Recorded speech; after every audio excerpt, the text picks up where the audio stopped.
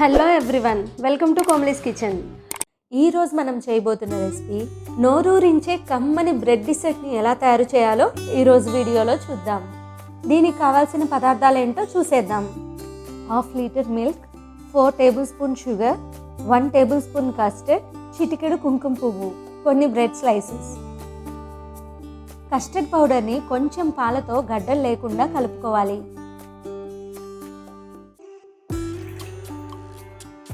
కుంకుమ పువ్వులో కూడా కొంచెం పాలను కలిపి పక్కన పెట్టుకుంటున్నాను.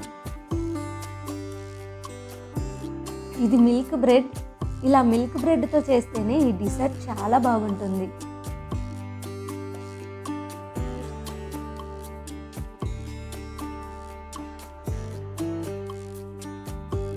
స్టవ్ను మీడియం ఫ్లేమ్లో పెట్టి ప్యాన్లో 3 టేబుల్ స్పూన్ ఆయిల్ని తీసుకోవాలి.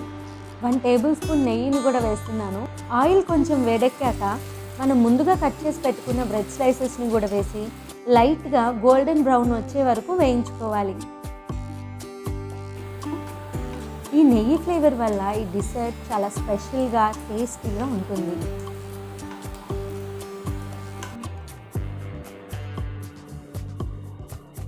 స్టవ్ని మీడియం ఫ్లేమ్లో పెట్టుకొని ప్యాన్లో 1/2 లీటర్ పాలను తీసుకుంటున్నాను.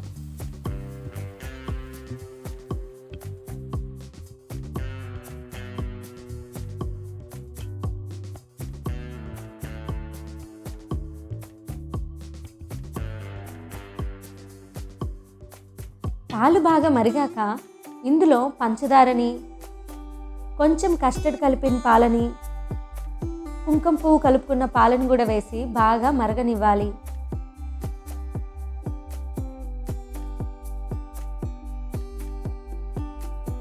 ఈ పాలని ఇలా బాగా చిక్కబడేంత వరకు మరిగించుకోవాలి. ఈ పాలని బ్రెడ్ స్లైసెస్ మీద పోస్తూ పూర్తిగా మునగనివ్వాలి.